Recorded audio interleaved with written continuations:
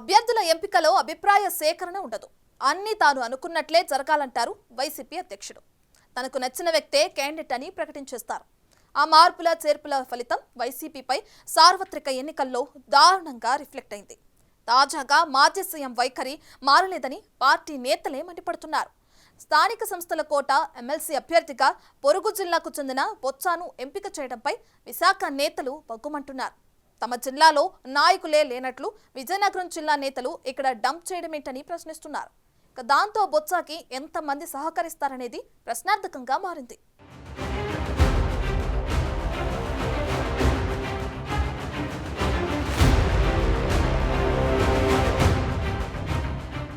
ఉమ్మడి విశాఖపట్నం జిల్లా స్థానిక సంస్థల ఎమ్మెల్సీ అభ్యర్థిగా మాజీ మంత్రి బొత్స సత్యనారాయణను ఖరారు చేయడంపై వైసీపీలో తీవ్ర అసంతృప్తి వ్యక్తమవుతోంది. వైసీపీ నుంచి ప్రస్తుతం విశాఖ సౌత్ జనసేన ఎమ్మెల్యేగా ఉన్న వంశీకృష్ణ శ్రీనివాస్ యాదవ్ బయటకు వెళ్లిపోవడంతో జిల్లాలో స్థానిక సంస్థల కోట ఎమ్మెల్సీ స్థానం ఖాళీ అయింది.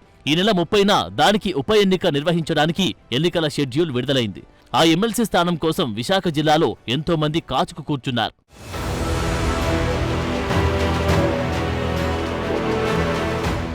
ఆ ఎమ్మెల్సీ స్థానం ముందే ఖాళీ అవ్వడంతో సార్వత్రిక ఎన్నికల్లో అవకాశం కల్పించలేకపోయిన వారికి ఇస్తారని కోలా గురువుల వంటి నాయకులు ఆశలు పెట్టుకున్నారు. తీరా ఎన్నికలు ముగిశాక చూస్తే విశాఖ జిల్లాలో వైసీపీ అరకు, పాడేరుల్లో మాత్రమే గెలవగలిగింది.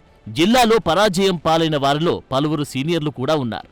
ఇప్పుడు వారందరి కళ్ళు శాసన మండలిపై పడ్డాయి. మొన్నటి వరకు అధికారం అనుభవించిన వారంతా మొన్నటి ఎన్నికల్లో కూడా గెలుస్తామన్న ధీమాతోనే కనిపించారు.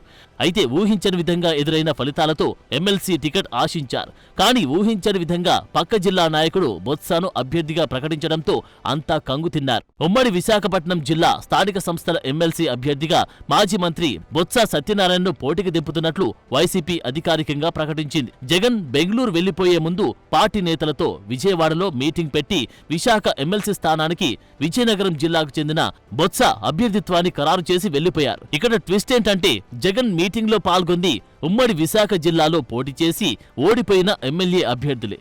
వారందరి అభిప్రాయాలు తెలుసుకున్నాకే బొత్సను అభ్యర్థిగా ఖరారు చేసినట్లు పార్టీ పెద్దలు చెప్తున్నారు.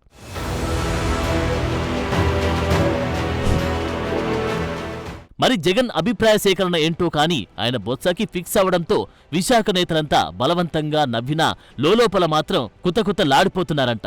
పొరుగు జిల్లాకు చెందిన నాయకుడిని తీసుకొచ్చి ఇక్కడ పోటీకి దింపడం ఏమిటంటూ రుసరుసలాడుతున్నారంట. అసలు ఈ టికెట్ బొత్సాకు ఇస్తారని ఎవరు ఊహించలేదంట. ఆయన పోటీలో ఉన్నారనే విషయం కూడా ఎక్కడ బయటకు పొక్కలేదు. వాస్తవానికి ఈ ఎన్నికల్లో ఓట్లు వేసేది ఉమ్మడి విశాఖ జిల్లాలోని స్థానిక సంస్థల ప్రతినిధులు మాత్రమే. అన్ని పార్టీలకు కలిపి మొత్తం 822 మంది ఉన్నారు. 2.5 ఏళ్ల క్రితం ఎమ్మెల్సీ ఎన్నికలు జరిగినప్పుడు 2 స్థానాలకు వైసీపీ తరపున వంశీకృష్ణ శ్రీనివాస్, వరదు కళ్యాణిలను పోటీకి దింపారు. అప్పుడు కూడా కళ్యాణి అభ్యర్థిత్వంపై పలువురు అసంతృప్తి వ్యక్తం చేశారు. శ్రీకాకుళం జిల్లాకు చెందిన ఆమెకు ఇక్కడ ఎలా అవకాశం ఇస్తారని రుసరుసలాడారు. అంతకు ముందు ఎన్నికల్లో ఆమె అనకాపల్లి పార్లమెంటు నియోజకవర్గంలో పార్టీ తరపున పనిచేశారని పార్టీ పెద్దలు సర్ది చెప్పడంతో విశాఖ నాయకులు సర్ది పెట్టుకున్నారు.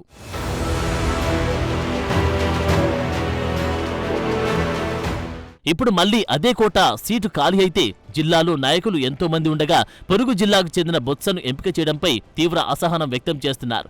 మొన్నటి ఎన్నికల్లో కూడా విశాఖ ఎంపీ అభ్యర్థిగా బొత్స భార్య ఝాన్సీ లక్ష్మిని పోటీకి దింపారు. అప్పుడు ఎవరూ పెద్దగా పట్టించుకోలేదు.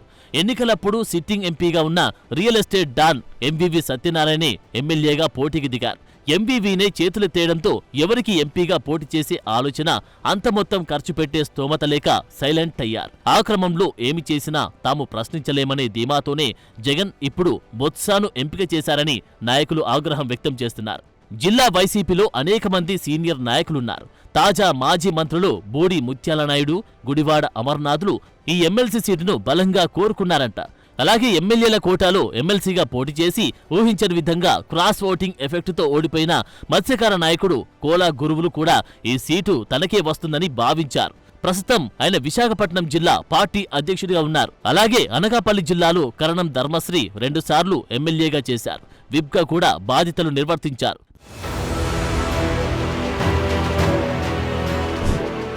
భీమిలి నుండి పోటీ చేసి ఓడిపోయిన మాజీ మంత్రి అవంతి శ్రీనివాసరావు, ఎస్టీ సామాజిక వర్గం నుంచి మాజీ మంత్రి పసుపులేటి బాలరాజు, నర్సీపట్నం మాజీ ఎమ్మెల్యే పెట్ల ఉమాశంకర గణేష్, విశాఖ నార్త్లో 2 సార్లు పోటీ చేసి ఓడిపోయిన కేకే రాజు, ఇలా పార్టీలో చాలా మంది ఎమ్మెల్సీ టికెట్ ఆశించారు. కానీ వారందరినీ కాదని పక్క జిల్లా విజయనగరానికి చెందిన బొత్సాను తీసుకువచ్చి అభ్యర్థిగా ప్రకటించడాన్ని వారెవరూ జీర్ణించుకోలేకపోతున్నారంట. జగన్ని డైరెక్ట్గా ప్రశ్నించే ధైర్యం లేక ఇది విశాఖ జిల్లా నాయకులను అవమానించినట్టేనని సన్నాయి నొక్కులు నొక్కుతున్నారు.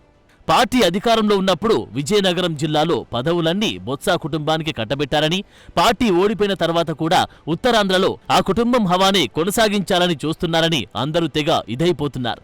విజయనగరం జిల్లాలో బొత్సాకి ప్రాధాన్యత ఇస్తే ఎవరికీ అభ్యంతరం ఉండదని, పొరుగు జిల్లాకు తీసుకువచ్చి ఆయన నాయకత్వాన్ని రుద్దడమేంటని ఇంటర్నల్ గా కుమిలిపోతున్నారు. మరి ఇలాంటి పరిస్థితుల్లో ఎంతమంది బొత్స విజయానికి మనస్ఫూర్తిగా పనిచేస్తారనేది అనుమానమే అంటున్నారు.